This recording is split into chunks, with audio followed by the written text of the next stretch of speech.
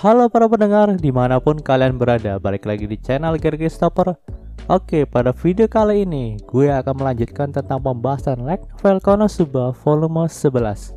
Dan di part 2 ini, cerita akan berfokus kepada party Kazuma dan segala permasalahan yang ada di dalamnya. Oke, tanpa basa-basi lagi, mari kita mulai pembahasannya. Cerita pun berlanjut. Setelah Kazuma tersadar, ternyata ia sudah berada di depan gerbang kota Axel. Saat itu, ia telah menyadari bahwa ada sesuatu yang hilang dalam ingatannya. Di sini, Kazuma merasa bahwa ia telah kehilangan ikatan keluarga yang ia dapatkan setelah beberapa perjuangan yang sangat berat yang telah ia lakukan. Saat itu, entah mengapa, Kazuma juga merasa bahwa ia harus membalas dendam dengan seseorang yang bernama Claire. Tetapi Kazuma masih bingung kenapa ia harus melakukan hal tersebut. Namun, ia merasakan kebencian yang sangat dalam terhadap Claire. Dan nalurinya merasa bahwa ia benar-benar harus balas dendam dengan Claire. Setelah beberapa saat, Kazuma tidak memikirkan hal itu lebih jauh lagi. Karena memang hal yang paling diingatnya adalah untuk melatih diri dengan lebih baik lagi, agar ia terus naik level dan mengalahkan Raja Iblis.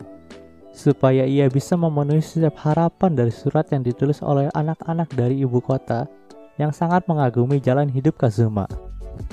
Di sini ia juga merasakan bahwa teman-teman satu partinya juga tidak sabar untuk naik level dan mengalahkan Raja Iblis. Saat itu, ia terus berjalan menuju mansionnya dengan terus memikirkan hal itu. Namun, setelah sampai di depan mansionnya, ternyata pintu mansion itu terkunci. Ini merupakan hal yang sangat aneh, karena setiap harinya pintu mansion itu tidak akan terkunci kecuali mereka semua telah pergi meninggalkan kota Axel. Tetapi di sini, Kazuma berpikir bahwa teman-teman partinya pasti ada di guild untuk mengambil sebuah quest. Dan Kazuma memutuskan untuk menunggu mereka di depan pintu mansion. Setelah beberapa jam menunggu, tak terasa matahari sudah ingin mulai terbenam. Namun Darkness, Aqua, dan Megumin tidak kunjung kembali. Dan hal itu membuat Kazuma sedikit kesal. Kazuma pun memutuskan untuk berkeliling halaman mansion dan menengok Kaisar Zell yang sedang berada dalam kandangnya. Saat itu, Kazuma sangat terkejut saat melihat Kaisar Zell karena ayam itu sudah tumbuh sangat besar. Tak lama kemudian, jendela lantai 2 mansion itu pun terbuka dan terdengar teriakan yang meneriakkan, "Maling naga!" Ternyata teriakan itu adalah sebuah teriakan dari Aqua. Tentu saja menanggapi teriakan itu, Kazuma langsung berkata, "Ini adalah seekor ayam, dasar kau bodoh. Mau berapa lama lagi kau menganggap ayam ini sebagai naga?" Di sini Kazuma juga mengatakan bahwa jika kau berada di dalam, kenapa kau tidak membukakan pintu kepadaku? Padahal dari tadi aku sudah mengetuk pintu itu dengan keras. Tetapi tidak ada yang menjawabnya. Kazuma terus mengoceh saat itu kepada Aqua yang berada di lantai 2 mansion itu. Menanggapi ocehan dari Kazuma, Aqua pun mengatakan bahwa Kazuma tidak dianggap lagi sebagai penghuni mansion ini. Dan kini, mansion ini telah jadi milik Dewi Aqua yang sangat cantik. Alasan Aqua mengatakan hal itu karena saat itu Kazuma memilih untuk tinggal di ibu kota. Dan Kazuma sempat mengirim surat bahwa semua kekayaan miliknya kini telah diserahkan kepada ketiga teman partinya itu. Jadi, Aqua merasa bahwa ia telah menjadi pemilik resmi dari mansion itu. Namun karena Kazuma telah kehilangan ingatannya akibat dari ramuan yang diberikan oleh Claire, jadi ia sangat bingung dengan sikap Aqua yang seperti itu. Tidak terima dengan perkataan Aqua, Kazuma pun langsung menggedor pintu mansion dan meneriakkan bahwa, "Megumin, Darkness, tolong aku! Si bodoh Aqua telah mengunciku dari luar." Mendengar teriakan itu, Megumin dan Darkness pun membuka jendela tengah mansion dan berkata bahwa mereka tidak akan membiarkan seorang pecundang dan pembohong seperti Kazuma untuk bisa memasuki mansion lagi. Di sini Darkness juga berkata bahwa Kazuma benar-benar melakukan hal yang sangat membuat partinya kecewa karena menyuruh mereka untuk pergi terlebih dahulu ke Axel, sementara Kazuma malah asik hidup enak di ibu kota bersama Iris selama berminggu-minggu. Mendengar hal itu, tentu saja Kazuma yang telah kehilangan ingatannya menjadi bingung. Karena ingatan yang ia miliki berbeda dengan hal yang dikatakan oleh Darkness. Kazuma merasa bahwa dirinya hanya tinggal 1 hari lebih lama daripada teman-temannya di ibu kota. Saat itu, Megumin benar-benar marah kepada Kazuma. Ia juga mengatakan bahwa ia akan meledakkan Kazuma dengan sihir explosionnya jika Kazuma tidak meminta maaf. Tetapi di sini, Kazuma merasa tidak bersalah dan berusaha menjelaskan hal apa saja yang dia ingat. Dan setelah beberapa penjelasan panjang dari Kazuma, Darkness pun sedikit menyadari bahwa sepertinya Kazuma telah kehilangan ingatannya akibat potion penghilang ingatan yang khusus dipakai oleh bangsawan ibu kota. Darkness mengetahui hal itu karena ia menyadari ada hal yang janggal dari cerita Kazuma. Dan karena ia juga seorang bangsawan yang melayani kerajaan Berserk secara langsung, jadi ia tahu tentang potion penghilang ingatan itu. Mendengar hal itu, Megumin dan Darkness pun menjadi merasa bersalah dan meminta maaf kepada Kazuma karena telah menyebut Kazuma sebagai pembohong dan mengancam Kazuma. Namun tiba-tiba saja Aqua datang dan mengatakan bahwa Kazuma pasti berbohong. Aqua juga mengatakan bahwa pastinya Loli Knight ini bersenang-senang setiap harinya bersama Iris, dan tidak mungkin ia kembali ke sini jika tidak ada masalah yang terjadi antara dirinya dan juga Iris. Di sini Aqua juga mempengaruhi Darkness dan Megumin agar tidak mempercayai perkataan Kazuma, dan nampaknya Aqua benar-benar tidak mau menerima Kazuma kembali. Setelah mendengar hal itu, tentu saja Kazuma sangat tidak terima, dan Kazuma mengancam akan memukul Aqua jika tidak membukakan pintu mansion itu. Tetapi di sini Aqua juga malah semakin kesal kepada Kazuma dan mengatakan bahwa Kazuma tidak akan diterima di mansion ini lagi. Jadi pergilah dari sini. Aqua mengatakan hal itu sambil membanting jendela mansion itu. Melihat hal itu, Kazuma benar-benar naik darah dan mencoba untuk mendobrak jendela mansion yang ada di lantai 1. Namun hal itu sia-sia saja karena seluruh jendela yang ada di lantai 1 telah disegel oleh Aqua, sehingga tidak mungkin bagi Kazuma untuk mendobraknya. Hari pun sudah gelap, dan Kazuma hanya terdiam pasrah di depan mansionnya sendiri. Tetapi tiba-tiba saja ada sebuah dompet jatuh dari jendela. Ternyata, dompet yang jatuh itu milik Megumin, dan Kazuma bisa melihat bayangan Megumin yang menjatuhkan dompet itu dari lantai 2 mansion. Saat itu juga, ada sebuah panah dan busur pengait yang dijatuhkan dari lantai 2 mansion itu. Dan Kazuma melihat rambut pirang Darkness dari jendela itu juga. Di sini Kazuma benar-benar terharu karena tindakan kedua temannya itu. Dompet yang dijatuhkan Megumin bertujuan untuk memberi Kazuma bekal makan di hari itu. Karena memang saat terkirim ke Axel, sisa uang yang Kazuma kumpulkan dari kasino di Erloat tertinggal di kastil Iris, dan sisanya lagi berada di dalam mansion itu. Dan alasan Darkness menjatuhkan panah dan busur pengait adalah untuk membantu Kazuma dalam memanjat ke lantai 2 mansion agar ia bisa masuk ke dalam saat tengah malam. Di sini Kazuma juga sangat terheran-heran kenapa ia harus menyusup ke mansionnya sendiri.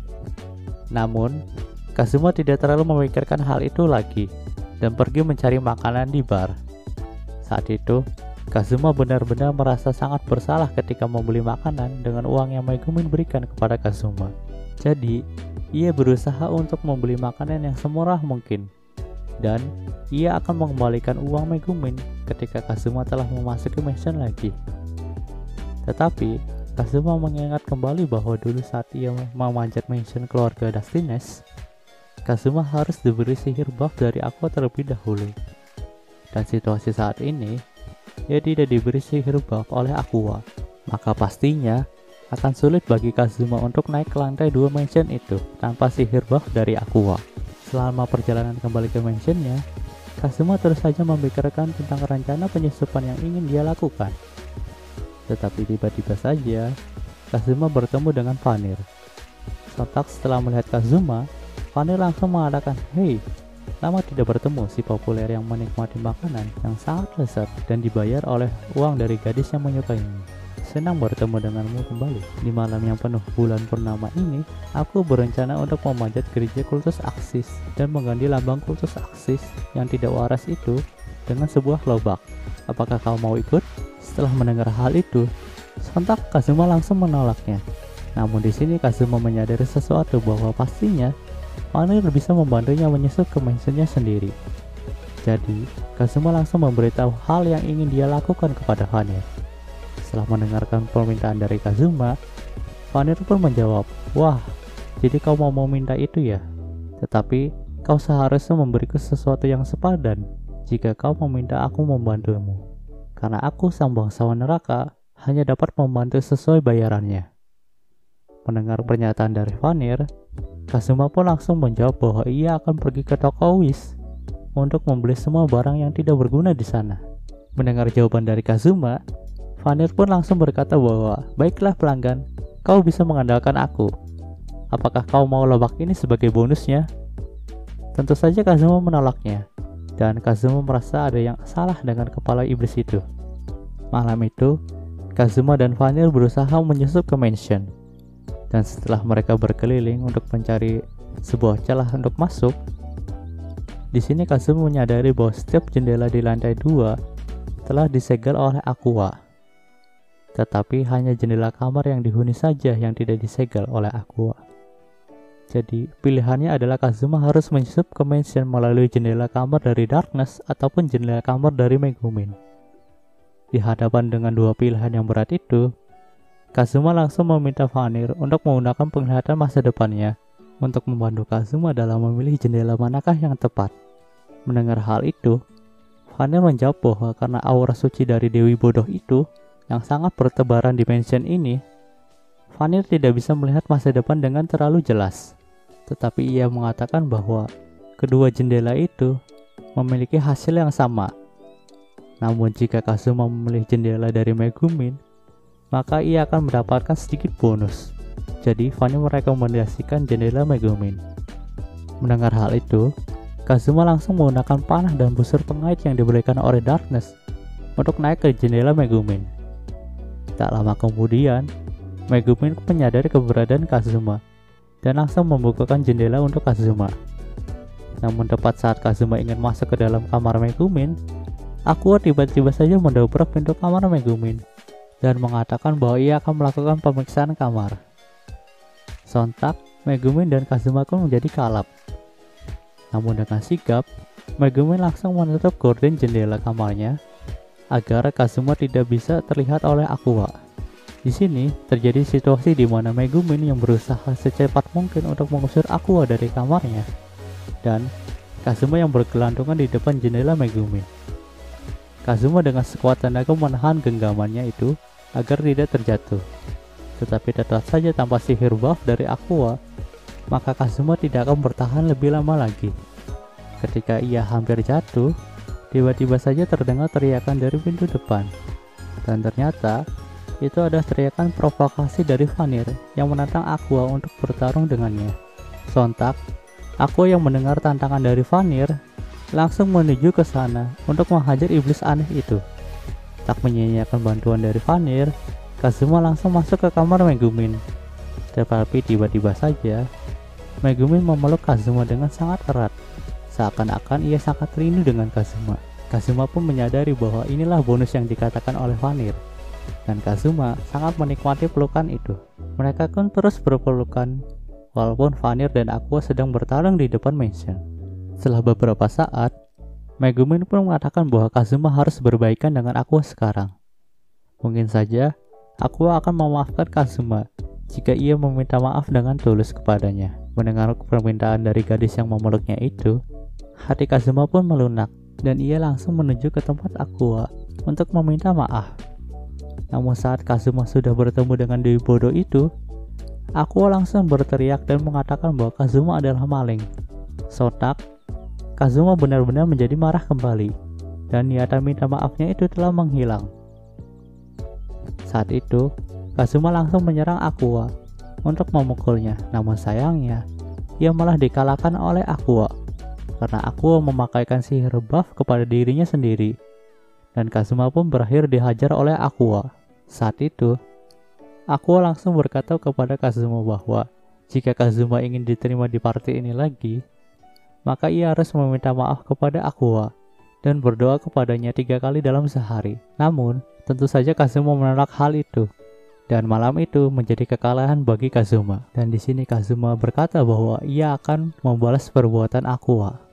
Pagi harinya, terdengar suara teriakan dari Aqua. Dan ternyata hal itu disebabkan dari Kazuma yang melaporkan kepada kepolisian setempat bahwa mansionnya telah dicuri. Saat itu, Aqua diringkus di dalam mansion bersamaan dengan Darkness yang telah kabur dari sana. Sementara Megumin selamat dari penggerebekan itu karena ia memiliki firasat buruk saat melihat kejadian tadi malam. Saat di kantor polisi, Aqua memohon kepada Kazuma agar ia tidak terlalu mempermasalahkan hal ini dan ia mengatakan bahwa ia akan melakukan hal apa saja asalkan Kazuma tidak memenjarakan dirinya. Kazuma pun tidak menyia-nyiakan kesempatan balas dendam itu. Selama seharian, Aqua menjadi pelayan bagi semua orang yang ada di mansion itu. Dan Kazuma pikir hal itu cukup untuk menjadi pelajaran bagi Dewi Bodoh itu. Singkat cerita, mereka berempat sudah bisa berkumpul dan bersama lagi. Dan tiba-tiba saja, Kazuma bersujud meminta maaf kepada mereka semua karena telah melakukan kesalahan besar. Dan ia juga berkata bahwa dirinya akan menjadi ketua party yang lebih baik lagi. Melihat hal itu, semua yang ada di sana menjadi terkejut dan senang kembali. Dan cerita pun kembali berlanjut. Oke, mungkin segitu dulu pembahasan untuk part 2-nya kali ini. Jika kalian suka video ini, jangan lupa like, komen, dan juga subscribe, dan juga share ya, agar aku lebih semangat lagi dalam membuat video dalam channel ini. Terima kasih telah mendengarkan sampai titik ini, dan sampai jumpa.